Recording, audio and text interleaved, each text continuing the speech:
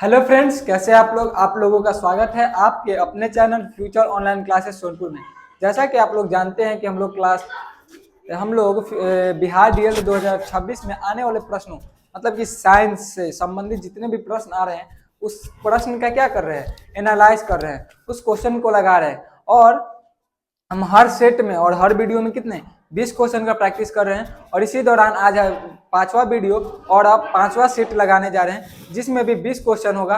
और हम हर एक वीडियो में ये बात को बता रहे हैं कि हाँ, हर एक क्वेश्चन जो है वो पिछले सेट से रिपीट कर रहा है। यदि आप पिछले वीडियो को नहीं देखे तो इसका प्लेलिस्ट बनाया गया है, आप प्लेलिस्ट पे जाके चेक कर सकते हैं, इसी चैनल पे अवेलेबल है, तो आप उस पे जाके देख सकते हैं। तो आज के हम फर्स्ट क्वेश्चन की ओर चले। निम्न में से कौन सी बीमारी के औषधि महत्व है, मतलब कि निम्न में से कौन सी बीमारी की औषधीय महत्व है।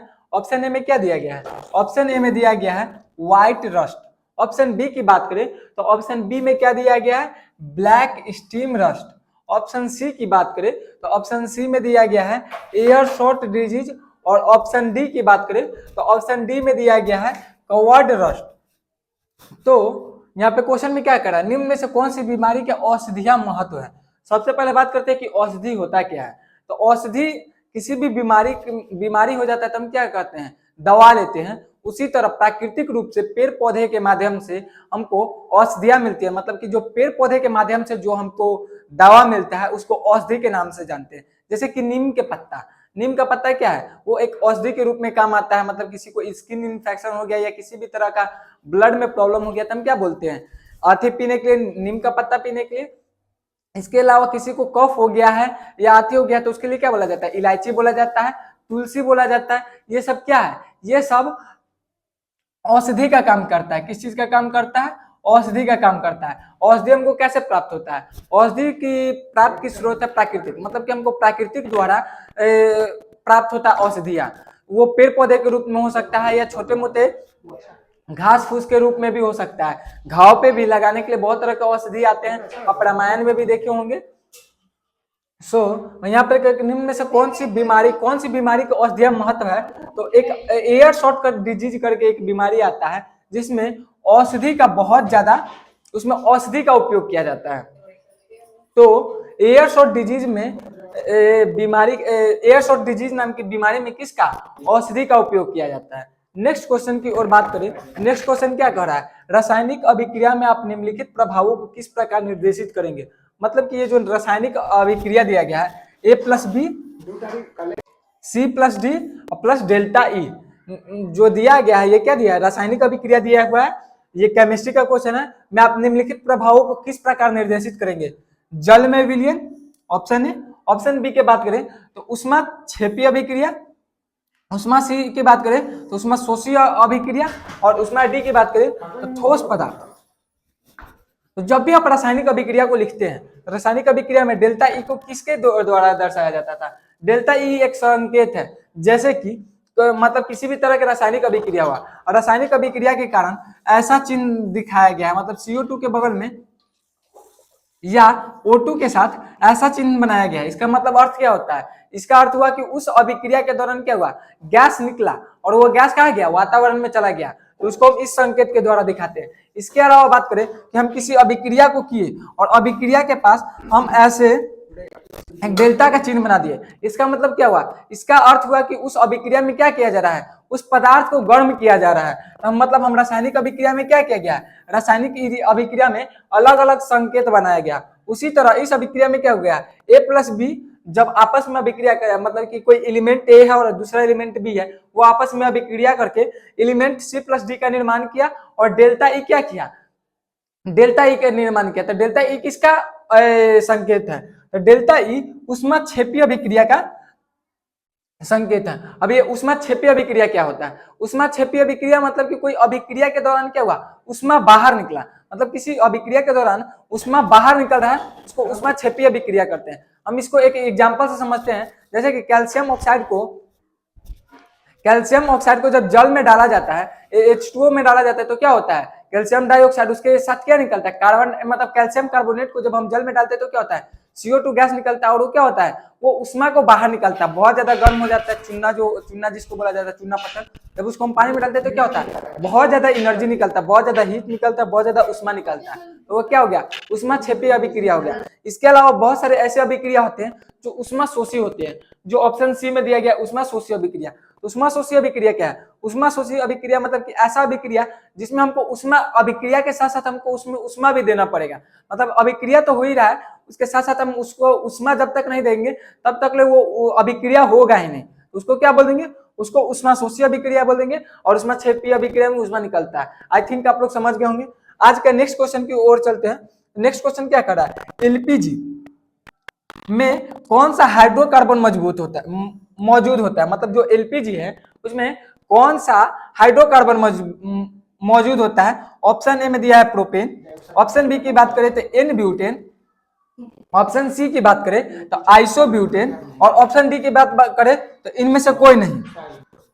तो सबसे पहले जानते हैं कि एलपीजी होता क्या है। एलपीजी का फुल फॉर्म होता है लिक्विफाइड पेट्रोलियम गैस, जो किसमें पाया जाता है, जो सिलेंडर में पाया जाता है। जो हम अपने घर में जो चूल्हा होता है, जो सिलेंडर आता है, उस सिलेंडर में क्या भरा रहता है, LPG liquefied petroleum gas.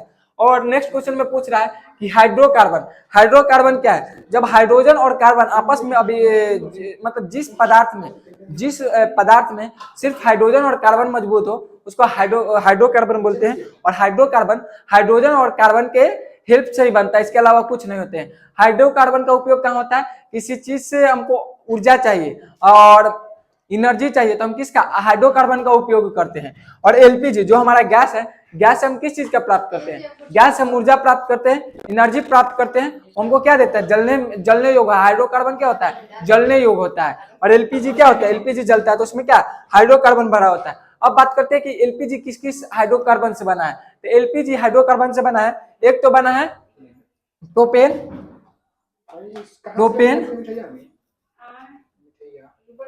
Butane और इथेन।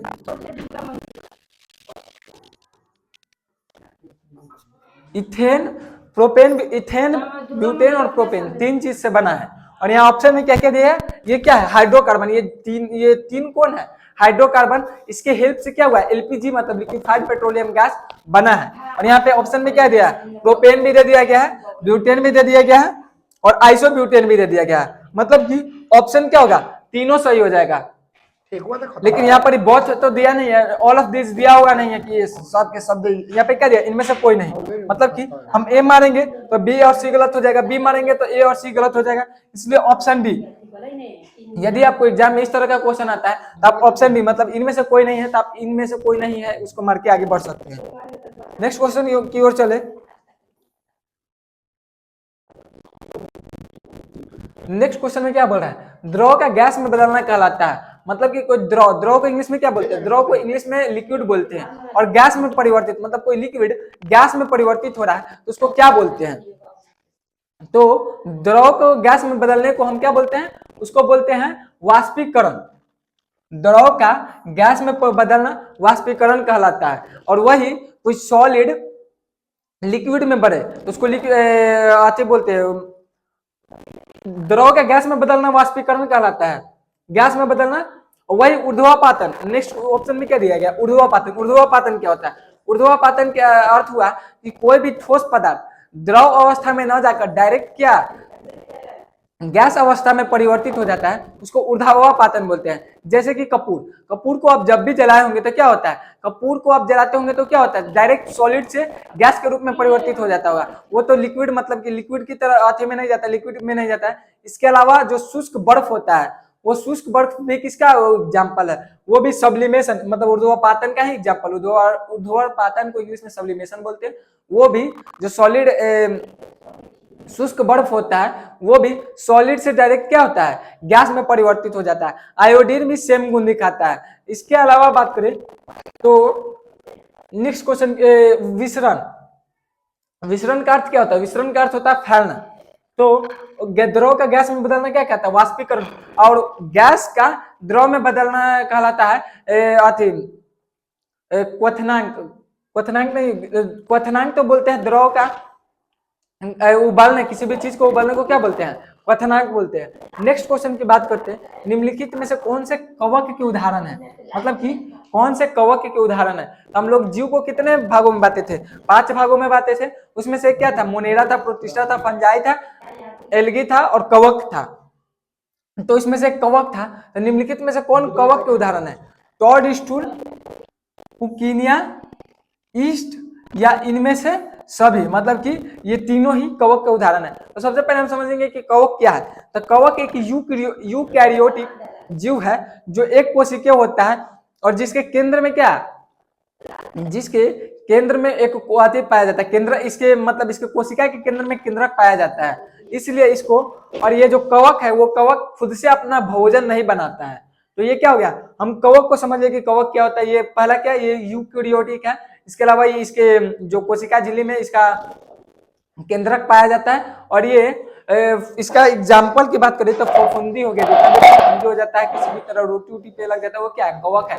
इसके अलावा कहीं कहीं के जो आती उतर मशरूम होता है वो भी किसका उदाहरण है, वो भी कवक का उदाहरण है। और यहाँ पे बोला कि कवक के उदाहरण कौन से हैं, टॉड स्टूल है, ईस्ट है या पुकिनिया है। हम ईस्ट की बात करें तो ईस्ट जो है उस ईस्ट के मदद से पाव रोटी, इसके अलावा शराब, इस सब को बनाने में इसका उपयोग किया जाता है। और ये क्या, एक कवक का उदाहरण है। नेक्स्ट एग्जांपल की बात करें तो पुकिनिया, पुकिनिया क्या है, पुकिनिया एक तरफ का आती है, पुकिनिया एक तरफ का आती गेहूं में पाया जाता है जो उसको खराब करने का काम करता है। और टॉड स्टूल एक तरह का मशरूम है जो एक जहरीला मशरूम है, मतलब इसका हम सेवन करेंगे तो क्या हो जाएगा, ये हमको हानि करेगा या किसी का जान भी ले सकता है। तो मतलब ये तीनों के तीनों, टॉड स्टूल, पुकिनिया और ईस्ट, तीनों के तीनों किसका एग्जांपल है, कवक का एग्जांपल है। मतलब कि ऑप्शन डी क्या हो जाएगा, ऑप्शन डी सही हो जाएगा। नेक्स्ट क्वेश्चन की बात करते हैं तो स्यूडो स्ट्रेटिफाइड एपिथेलियम पाया जाता है, मतलब स्यूडो स्ट्रेटिफाइड एपिथेलियम कहाँ पाया जाता है। पहला क्या है गया, एसोफेगस, मतलब कि घेंगा में, एसोफेगस घेंगा जो यहाँ पे पाया जाता है। नेक्स्ट मूत्रपथ, मतलब कि हमारे जो पेशाब का रास्ता उसमें मूत्रपथ में, श्वास नली और ब्रोंकाई, श्वास नली और ब्रोंकाई मतलब कि जो हमारा रेस्पिरेटरी सिस्टम है, श्वसन तंत्र है, उसमें जो श्वास नली और ब्रोंकाई है वहां पाया जाता है, या किडनी में पाया जाता है। तो हम स्यूडोस्ट्रेटिफाइड एपिथेलियम की बात करें तो ये हमारे श्वास नली के रास्ते में पाया जाता है, जैसे कि यहाँ पे दिया गया ऑप्शन में श्वास नली और ब्रोंकाई, मतलब कि ऑप्शन सी क्या हो जाएगा, यहाँ पे पाया जाता है। इसके अलावा ये पुरुष के जनन अंग, जो जनन अंग है वहां पे भी ये स्यूडो स्ट्रेटिफाइड एपिथेलियम पाया जाता है। तो कहाँ कहाँ पाया जाता है, एक तो हमारे श्वास नली में पाया जाता है, श्वास नली में कहाँ पाया जाता है, श्वास नली और ब्रोंकाई। और ये एक लगता है कि दोहरी परत है, लेकिन ये दोहरी परत नहीं, एक सिंगल परत होता है और बहुत ही मोटा होता है। कौन, pseudo stratified epithelium. Next question की ओर चलते हैं। नेक्स्ट क्वेश्चन में क्या करा है, जल प्रदूषण का सामान्य संकेत जीव है, मतलब कि जो जल प्रदूषण होता है, वाटर पोल्यूशन, उसका सामान्य संकेतक जीव कौन सा है, मतलब कि किस जीव के संकेत से हम जान जाएंगे कि हाँ जल प्रदूषित हो गया है। एंट अमीबा हिस्टोलिटिका। नेक्स्ट बात करें लिम्मा पौधा। नेक्स्ट की बात करें ई जलकुंभी या एसोरिकिया कोलाई। मतलब कि 57 में पूछ रहा है कि जल प्रदूषण के कौन से जीव है जिसके माध्यम से हम जान जाएंगे कि हाँ जल प्रदूषित हो चुका है। तो मतलब कि जल में जब एसोरिकिया कोलाई जो है वो, यदि इसका ये जीव का मात्रा अधिक हो गया तो हमको ये पता चल जाता है कि हाँ इससे जल क्या हो गया, प्रदूषित हो गया। ये करता क्या, एसोरिकिया कोलाई आता कहाँ से, तो मनुष्य द्वारा निकाले गए मलमूत्र द्वारा, मलमूत्र को जब हम अथी में कर देते हैं, क्या कहा जाता है, जल में प्रवाहित कर देते हैं, जल में डाल देते हैं, तो वो क्या करता है, वो जल को प्रदूषित कर देता है। और ये जो है एसेरिकिया कोलाई, ये मनुष्य के मल में पाया जाता है और ये जल में फैल जाता है और ये जल को क्या कर देता है, प्रदूषित कर देता है, जल को विषैला कर देता है। और यदि हम इसको पीते हैं तो अलग अलग तरह की बीमारी हो सकती है, जैसे कि टाइफाइड, इसके अलावा बहुत सारे भी जितने भी इंटरनल और एक्सटर्नल दोनों तरह के हानि हमको पहुंचा सकता है। तो ये किसका एग्जाम्पल हो गया, ये जल प्रदूषण का संकेत, मतलब कि यदि ये जो जीव है एशेरिकिया कोलाई, यदि इसकी मात्रा पानी में ज्यादा हो जाती है तो इससे पता चल जाता है कि हाँ, इसको जब हम नापेंगे और इसकी मात्रा यदि अधिक निकल गई, हमको पता चल जाता है कि हाँ, ये जल क्या हो गया, प्रदूषित हो गया, कारण जल में मलमूत्र की अधिक फैलाने के कारण। नेक्स्ट क्वेश्चन की ओर चलते हैं। तो नेक्स्ट क्वेश्चन क्या कर रहा है, नेक्स्ट क्वेश्चन बोल रहा है सबसे छोटी अंतःस्रावी ग्रंथि कौन सी है? पीनियल ग्रंथि, एड्रिनल, पिट्यूटरी या थॉयराइड ग्रंथि। मतलब कि इसमें से कौन सा जो ग्रंथि अंतःस्रावी ग्रंथि, अंतःस्रावी ग्रंथि क्या होती है?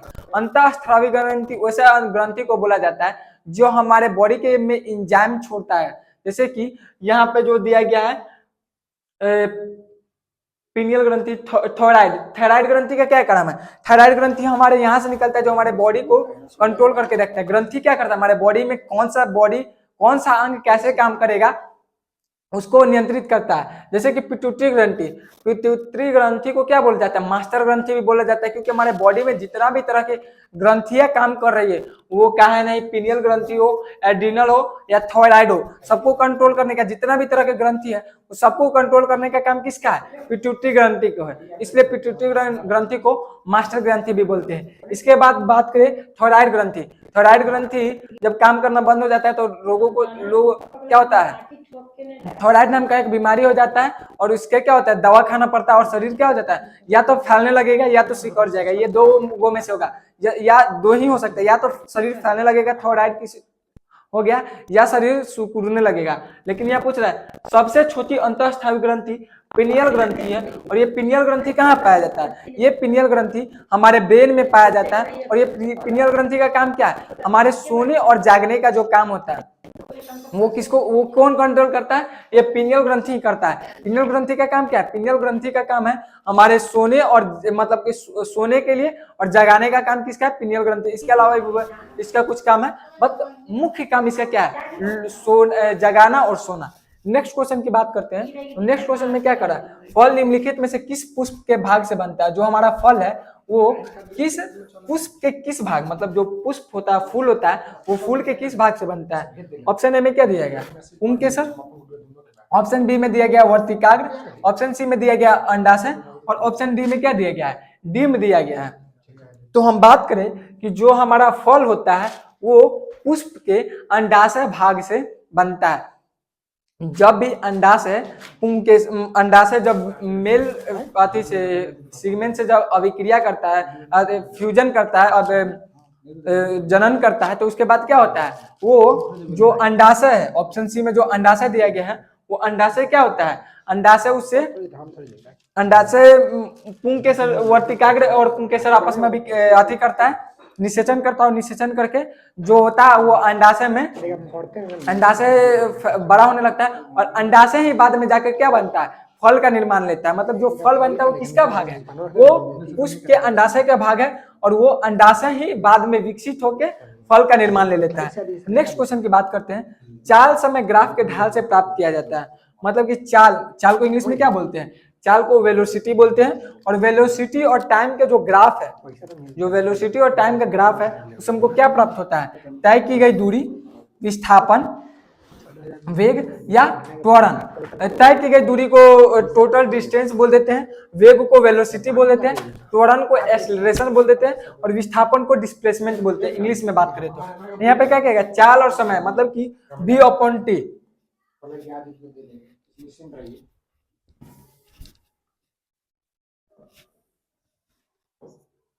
ये हो गया वेलोसिटी और ये हो गया टाइम। वेलोसिटी और टाइम का ग्राफ क्या देता है? वेलोसिटी और टाइम का ग्राफ देता है एक्सेलरेशन। एक्सेलरेशन को हम इंग्लिश में क्या बोलते हैं? एक्सेलरेशन को इंग्लिश में क्या बोलते हैं? एक्सेलरेशन को हिंदी में त्वरण बोलते हैं। मतलब कि चाल और समय के ग्राफ को क्या देता है? चाल और समय का ग्राफ हमको त्वरण देता है। और त्वरण का क्या होता है? v-u/t। फॉर्मूला की बात करें तो त्वरण मतलब कि एक्सेलरेशन इक्वल टू v, मतलब कि फाइनल वेग, और माइनस इनिशियल वेग, मतलब कि final velocity minus initial velocity upon time, ये हम करेंगे तो हमको क्या मिलेगा, एक्सेलरेशन मिलेगा। तो यहाँ पे क्वेश्चन में क्या कर रहा था, क्वेश्चन कर रहा था कि चाल समय की ग्राफ हमको क्या देगा, तो चाल समय की ग्राफ हमको त्वरण देगा। नेक्स्ट क्वेश्चन की बात करें तो नेक्स्ट क्वेश्चन में क्या करा, जब कोई वस्तु मुक्त रूप से पृथ्वी पर गिरती है तब उसकी कुल ऊर्जा अपरिवर्तित रहती है, ऑप्शन बी पहले बढ़ती है और फिर घटती है या बढ़ती है। मतलब कि जब भी कोई हम वस्तु को मुक्त रूप से ऊपर से मुक्त रूप से क्या करते हैं, छोड़ देते हैं, तो उसका क्या होता है, पृथ्वी पर गिरने की उसकी जो कुल एनर्जी है, तो कौन कौन सा एनर्जी होता है, एक पोटेंशियल एनर्जी होता है, एक काइनेटिक एनर्जी होता है। जब हम ऊपर से छोड़ते हैं तो क्या होता है, काइनेटिक एनर्जी ऊपर से छोड़ते हैं तो काइनेटिक एनर्जी घटने लगता है और पोटेंशियल एनर्जी क्या होने लगता है, बढ़ने लगता है। और एक समय ऐसा आता है कि काइनेटिक एनर्जी शून्य हो जाता है और पोटेंशियल एनर्जी पूरा ऊपर आ जाता है। कब आ जाता है, टकराने से जस्ट पहले। मतलब कि यदि हम इस कलम को ऊपर से छोड़ेंगे तो क्या होगा, मतलब काइनेटिक एनर्जी ऊपर से आएगा और पोटेंशियल एनर्जी इसको, काइनेटिक एनर्जी और पोटेंशियल एनर्जी क्या करता है, आपस में दोनों बराबर हो जाता है। और मतलब कि काइनेटिक एनर्जी बढ़ रहा है तो पोटेंशियल एनर्जी घट रहा है, और जब काइनेटिक एनर्जी खत्म हो जाता है पोटेंशियल एनर्जी पूरा हो जाता है। मतलब ये क्या करता है, खुद को बराबर रखता है, ना ही खुद को बढ़ने देता है और ना ही घटने देता है। किस नियम से, तो द्रव्यमान संरक्षण के नियम से। द्रव्यमान संरक्षण का नियम क्या कहा जाता है, ना ही किसी एनर्जी को बनाया जा सकता है और ना ही किसी एनर्जी को नष्ट किया जा सकता है। द्रव्यमान संरक्षण का नियम किसने दिया था, लेवाइजर ने दिया था। और उन्होंने क्या बोला था, इंग्लिश में बात करें तो energy mass is not created not destroyed, मतलब कि किसी भी एनर्जी को, किसी भी मास को नहीं बनाया जा सकता और नहीं खत्म किया जा सकता है। इसी अनुसार से पोटेंशियल एनर्जी और काइनेटिक एनर्जी खुद को बराबर बराबर करते करते काइनेटिक एनर्जी जब शून्य हो जाता है तो पोटेंशियल एनर्जी फुल हो जाता है, और जब पोटेंशियल एनर्जी फुल हो जाता है तो काइनेटिक एनर्जी शून्य हो जाता है। तो वस्तु में क्या होता है, अपरिवर्तित रहता है, मतलब कि उस वस्तु में किसी भी तरह का परिवर्तन नहीं आता है। किस रूप में, उसके ऊर्जा के रूप में। ऊर्जा की बात करें हम, उसकी एनर्जी की बात करें, उसकी एनर्जी में किसी भी तरह का चेंजेशन नहीं आता। आई थिंक आपको ये वाला यहाँ तक आपको समझ में आया होगा। नेक्स्ट क्वेश्चन की बात करें तो नियत ताप तथा एक निश्चित गहराई में इनमें से किस द्रव में दाब का मान सबसे अधिक होता है। ऑप्शन ए में क्या दिया गया है, स्वच्छ जल, option B alcohol, option C की बात करें तो ऑप्शन सी में क्या दिया गया है, पेट्रोल, और ऑप्शन डी समुद्र का पानी। मतलब कि इसमें से किस द्रव में निश्चित गहराई में इनमें से किसका मान दाब अधिक रहता है। मतलब कि नियत ताप तथा एक निश्चित गहराई, ताप भी मतलब जो टेम्परेचर है और वो नियत है, मतलब कि कांस्टेंट है, और निश्चित गहराई जो गहराई है वो भी एक निश्चित है, फिक्स्ड है। और किस द्रव में दाब का मान सबसे अधिक होता है, तो क्या होता है, वो समुद्र का पानी होता है। जो समुद्र का पानी होता है वो तो ऐसे ही समुद्र लेवल से हम किसी भी चीज को किस में नापते हैं, समुद्र लेवल से नापते हैं। समुद्र लेवल के ऊपर ही, मतलब कि वो क्या हो गया, वो तो ऐसे ही एक निश्चित गहराई हो गया, समुद्र लेवल को एक निश्चित गहराई दे दिया गया। और नेक्स्ट क्या करा है, निश्चित गहराई और एक निश्चित ताप, उसको क्या है, कांस्टेंट टेम्परेचर मिलता है। इसका फॉर्मूला क्या होता है, प्रेशर का, यहाँ पे दिया गया है ना, दाब का फॉर्मूला क्या होता है, pressure equal to pressure liquid, pressure liquid into gravity into height. मतलब कि जो दाब है, दाब का फॉर्मूला क्या होता है, दाब इंटू ग्रेविटी, ग्रेविटी और हाइट, ऊंचाई, ये तीनों क्या करता है, मायने करता है। और यदि ये तीनों मायने कहाँ रखता है, समुद्र के पानी में। नेक्स्ट क्वेश्चन की ओर बात करें तो नेक्स्ट क्वेश्चन में क्या करा है, भूकंप के दौरान मुख्य प्रघाती तरंगों से पहले किस प्रकार की ध्वनि उत्पन्न होती है। मतलब कि जब भी भूकंप आता है तो भूकंप से पहले कौन सी प्रघाती तरंगे पहले किस प्रकार की ध्वनि उत्पन्न होती है। ऑप्शन ए में क्या दिया गया है, निम्न आवृत्ति की अवश्रव ध्वनि, ऑप्शन बी की बात करते हैं तो पराश्रव ध्वनि, ऑप्शन सी सुनने योग्य ध्वनि, या ऑप्शन डी उपरोक्त में से कोई नहीं। मतलब कि ऑप्शन तीनों में से कोई नहीं होगा। तो जो भूकंप आता है वो भूकंप से पहले किस तरह की ध्वनि निकलती है, तो भूकंप से पहले निम्न आवृत्ति की अवश्रव ध्वनि सुनाई देती है। और ये ध्वनि 0 से लेके 20 हर्ट्ज के बीच में होता है। और इस साउंड को हम मनुष्य नहीं सुन सकता है, मतलब इस साउंड को कुछ ही जीव सुन सकते हैं, जैसे कि कुत्ता, इंग्लिश में बात करें तो डॉग, एलिफेंट,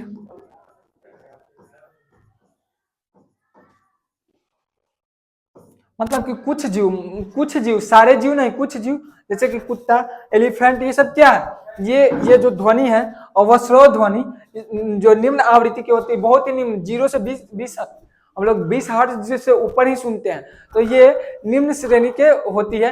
और ये सिर्फ कुछ ही जानवर, जैसे कि कुत्ता, एलिफेंट, ऐसे कुछ भी जानवर होते हैं, और ये जब यदि किसी भी तरह का मूवमेंट करे, मतलब समझ लीजिए कि हाँ इनको कुछ सुनाई दे रहा है, इनका सुनने की जो क्षमता होती है बहुत कम होती है। इसके अलावा भी अलग अलग तरह के तरंग आते हैं, एस तरंग, उसके अलावा डी तरंग जो बाद में आता है, और इसी को एस डी को मिला के बॉडी वेव भी बोल जाता है। ये किसका है, भूकंप के दौरान ये इसको हम उस सबको महसूस कर सकते हैं, लेकिन ये जो आवृत्ति अवश्य ध्वनि उसको हम महसूस नहीं कर सकते। नेक्स्ट क्वेश्चन की बात करते हैं, तो दक्षिण भारत के तटवर्ती क्षेत्र में जाड़े के दिनों में होने वाली वर्षा का मुख्य कारण क्या है। तटवर्ती क्षेत्र में जाड़े के मौसम में दक्षिण पश्चिम मानसून, पश्चिमी विक्षोभ, इनमें से कोई नहीं, या लौटती मानसून। तो जो दक्षिण भारत है, यदि हम मोटा मोटा मैप बना ले तो कुछ इस तरह से हमारा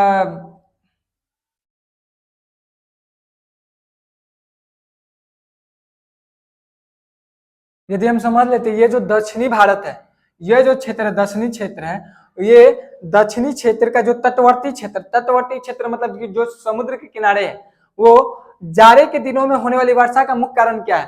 तो जाड़े के दिन में वर्षा क्यों होता है, जाड़े के दिन के मुख्य वर्षा का कारण क्या है, यहाँ से जो मानसून उठता है, मानसून उठ के कैसे ऐसे जाता है, मानसून ऐसे इधर से उठता है और इधर से होते हुए इधर जाता है, और इधर से मानसून जब लौटता है तो ऐसे घूमकर यहाँ के जो पहाड़ी है उसे टकराकर जो दक्षिणी क्षेत्र है वहां पे आता है। और मतलब ये क्या, मानसून लौटती मानसून है, जो वर्षा का कारण क्या होता है, वो लौटती मानसून है। हमारे बिहार में भी कुछ क्षेत्र में लौटती मानसून, जाड़े के मौसम में कुछ समय बारिश होता है, वो किसका कारण है, वो लौटती मानसून, मतलब कि ऑप्शन सी जो दिया गया है लौटती मानसून, वही कारण है। नेक्स्ट क्वेश्चन की बात करें तो नेक्स्ट क्वेश्चन में क्या कह रहा है,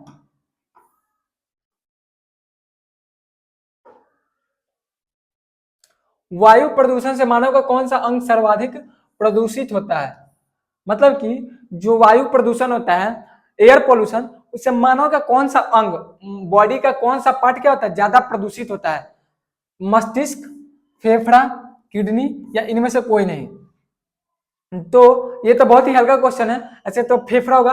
फेफड़ा ही क्यों, मतलब कि जब भी वायु प्रदूषण होगा तो हम क्या करेंगे, हम वायु प्रदूषण होगा तो हम क्या करेंगे, उस एयर को हम सांस के माध्यम से लेंगे, और एयर में सब कुछ होता है, ऑक्सीजन होता है, कार्बन डाइऑक्साइड होता है, कार्बन मोनोऑक्साइड होता है, सल्फर होता है, नाइट्रोजन होता है, बहुत तरह के अलग अलग तरह के गैस होते हैं, उसी में वो अलग अलग तरह के प्रदूषित भी होते हैं। और जब हम उसको लेंगे तो क्या होगा, वो डायरेक्ट कहाँ जाता है, वो फेफड़ा में जाता है। धूलकण तो हमारे नाक की बालें रोक लेती है, लेकिन जो गैस है उसको तो नहीं रोक पाएगी, तो कहाँ जाता है, फेफड़ा में जाता है। और फेफड़ा में जितने भी एल्वोली है या जितने भी ब्लड, उसको क्या करेगा, वो उसको हार्म करेगा, और धीरे धीरे क्या करेगा, फेफड़ा को सड़ाने लगे, या तो वो कैंसर हो सकता है या अलग अलग तरह बीमारी का कारण बन सकता है। तो क्या होता है, वायु प्रदूषण से हमारा वायु जो फेफड़ा है वो फेफड़ा को क्षति पहुंचाता है। नेक्स्ट क्वेश्चन की बात करते हैं, तो नेक्स्ट क्वेश्चन क्या कर रहा है, क्योटो सम्मेलन का मुख्य मुद्दा क्या था। मतलब कि जो क्योटो सम्मेलन हुआ था 1973 में, उसका मुख्य मुद्दा क्या था, ग्लोबल वार्मिंग, साक्षरता, गरीबी, या मानव अधिकार। तो जो क्योटो सम्मेलन हुआ था, वो क्योटो सम्मेलन का मुख्य मुद्दा था ग्लोबल वार्मिंग। ग्लोबल वार्मिंग मतलब कि हमारे जो ग्रीन इफेक्ट जो सुने होंगे, ग्रीन इफेक्ट जो होता है, जो वायु वायुमंडल में जो हमारा छेद हो गया है, और उसे जो प्रदूषित ज्यादा हो गर्मी के कारण जो क्या हो रहा है, हमारा जो ग्लोबल वार्मिंग है वो बढ़ रहा है, गर्मी बढ़ रहा है। और क्या हो रहा है, गर्मी बढ़ने के कारण जितने भी तरह के हिम है, बर्फ है, वो क्या हो रहा है, पिघल रहा है। पिघलने के कारण जगह जगह पे तबाही ला रहा है, जैसे कि पंजाब में लाया, बिहार में लाया, और अलग अलग क्षेत्र पे ला रहा है। ये किसका कारण है, ये सब ग्लोबल वार्मिंग का कारण है। इसी को देखते हुए अब ग्लोबल वार्मिंग के बढ़ने का कारण क्या है, फैक्ट्री से निकलने वाले धुआं, जहरीली धुआं, गाड़ी से निकलने वाला जो सल्फर डाइऑक्साइड हो गया, नाइट्रोजन डाइऑक्साइड हो गया, वो क्या करता है, वो हमारे एटमोस्फेयर में जाने के बाद, वो जो हमारे एटमोस्फेयर में O3 है, O3 जिसको किसको O3 को क्या बोलते हैं, O3 जो O3 नाम नहीं याद आ रहा हिंदी में, O3 जो लेवल बना हुआ है वो उसको छेद करता है, और उसी के छेद होने के कारण क्या हुआ है,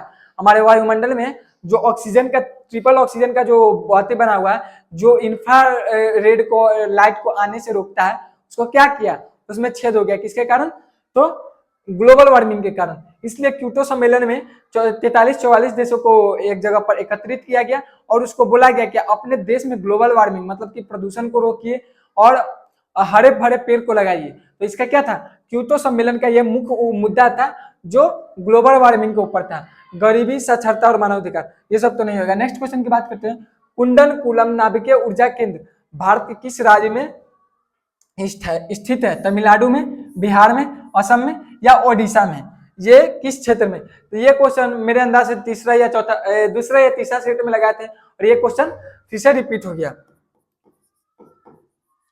तो कुंडलकुलम जो नाभिकीय ऊर्जा केंद्र है, जो नाभिकीय ऊर्जा केंद्र मतलब क्या क्या किया जाता है, परमाणु बम बनाए जाते हैं और अलग अलग तरह के एनर्जी का यहाँ क्या किया जाता है, फॉर्म किया जाता है। वो कहाँ है, हम लोग कहाँ पढ़े थे, हम लोग पढ़े थे कि तमिलनाडु में है। इसके अलावा हम क्या पढ़े थे, इसके अलावा पढ़े थे कि महाराष्ट्र की बात करें तो महाराष्ट्र में भी उस दिन भी बताए थे और आज भी बता दे रहे हैं कि महाराष्ट्र के जो तारापुर है, महाराष्ट्र के जो तारापुर है वहां पे भी एक नाभिकीय ऊर्जा केंद्र स्थित है। इसके अलावा बात करें तो कोटा, कोटा मतलब कि राजस्थान, राजस्थान के जो कोटा क्षेत्र है वहां पे क्या, रावत भाटा, रावत भाटा नाम के एक, रावत भाटा नाम के क्या है, रावत भाटा नाम के एक परमाणु ऊर्जा केंद्र है। उसके अलावा बात करें गुजरात, गुजरात में काकरापार, काकरापार नाम के एक जगह है। उसके अलावा बात करें यूपी, यूपी मतलब कि उत्तर प्रदेश, उत्तर प्रदेश में, उत्तर प्रदेश के नरोरा नामक, उत्तर प्रदेश में नरोरा नाभिकीय ऊर्जा केंद्र है। इसके अलावा कुंडलकुलम कहाँ है, तमिलनाडु में कुंडलकुलम है। यदि इसमें से भी कोई क्वेश्चन आ रहा है तो उसको आप क्या कर सकते हैं, मार सकते हैं। आप क्या कर लीजिए, ये सबको याद कर लीजिएगा। नेक्स्ट क्वेश्चन की बात करें, नेक्स्ट क्वेश्चन में क्या कर रहा है, नेक्स्ट क्वेश्चन बोल रहा है किस परिपथ का वह गुण जो विद्युत ऊर्जा को उष्मा में बदल देता है, कहा जाता है, मतलब कि किसी परिपथ का वह गुण क्या कहलाता है, जो विद्युत ऊर्जा है उसको उष्मा में बदल देता है। धारा कहलाता है, विभवांतर कहलाता है, प्रतिरोध कहलाता है या शक्ति कहलाता है। तो वो प्रतिरोध क्या होता है, प्रतिरोध जो हमारे, प्रतिरोध को इंग्लिश में रेजिस्टेंस बोलते हैं, जो हमारे आती में पाया जाता है, क्या पाया जाता है, विद्युत ऊर्जा में पाया जाता है। और उसको क्या करता है, हमारे वायर में पाया जाता है, जो कंडक्टर होता है उसमें पाया जाता है। और वो क्या करता है, वो विद्युत ऊर्जा को रोकता है, और रोकता है किसी चीज को, कोई गाड़ी स्पीड में जा रहा है, आप उसको रुकिएगा तो उससे क्या होगा, या आप किसी चीज को ऐसे ऐसे रगड़िए और उसको कोई अचानक रोकेगा तो क्या होगा, उससे उष्मा का उत्पन्न होगा। तो प्रतिरोध क्या करता है, प्रतिरोध इलेक्ट्रिसिटी को जाने से रोकता है। और ये कहीं कहीं हमारे लिए जरूरी भी है, जैसे कि यदि प्रतिरोध, जिस चीज में प्रतिरोध ज्यादा होगा वो उष्मा को देगा, और उष्मा देगा तो क्या होगा, जैसे कि स्त्री जो हमारा आयरन होता है उसमें क्या होता है, प्रतिरोध ज्यादा होता है, प्रतिरोध ज्यादा होता है तो क्या होता है, वो उसको गर्म कर देता है, जिससे हमारा कपड़ा गर्म होता है। इसके अलावा अलग अलग चीज में रेजिस्टेंस कहीं कहीं बढ़िया होता है, कहीं कहीं खराब होता है। तो विद्युत यहाँ पे क्या करा, किस परिपथ का वह गुण जो विद्युत ऊर्जा को उष्मा में बदल देता है उसको प्रतिरोध बोलते हैं। नेक्स्ट क्वेश्चन की बात करें, नेक्स्ट क्वेश्चन में क्या करा है,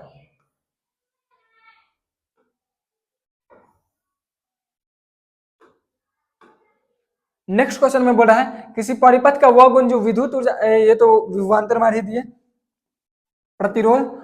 और नेक्स्ट क्वेश्चन की बात करते हैं, विद्युत परिपथ मतलब जो विद्युत का परिपथ है उसमें प्रवाहित धारा का मान मापने में प्रयुक्त यंत्र, मतलब कि जो विद्युत परिपथ में विद्युत धारा का मापने का यंत्र क्या है, गैल्वेनोमीटर, एमीटर, वोल्ट मीटर और इनमें से कोई नहीं। तो हम विद्युत धारा को किससे नापते हैं, हम विद्युत धारा को एमीटर से नापते हैं। वही बात करें कि हम वोल्टेज को किससे नापते हैं, वोल्टेज को वोल्ट मीटर से नापते हैं। और यही बात करें कि एमीटर, जो एमीटर है वो एमीटर को एसी और डीसी दोनों को नापने के लिए उपयोग किया जाता है। और ये वोल्ट मीटर की भी बात करें तो वोल्ट मीटर भी एसी और डीसी दोनों को नापने में। बात करें कि जो वोल्ट मीटर है इसको श्रेणी क्रम में लगाया जाता है, श्रेणी क्रम में क्यों लगाया जाता है? इसमें जो रेजिस्टेंस है, मतलब जो प्रतिरोध है वो बहुत ही कम होता है, और प्रतिरोध कम होने के कारण क्या है, हम इसको श्रेणी क्रम में लगा देते हैं। लेकिन वोल्ट मीटर को श्रृंखला में लगाया जाता है, मतलब कि सीरीज में लगाया जाता है। नेक्स्ट क्वेश्चन की बात करते हैं, जो हमारे इस सेट का लास्ट क्वेश्चन भी है और आज के वीडियो का लास्ट क्वेश्चन है। वो क्वेश्चन क्या है? किस रंग का विचलन न्यूनतम होता है? विचलन मतलब कि कौन सा रंग है जो विचलित कम होता है, मतलब फैलता कम है?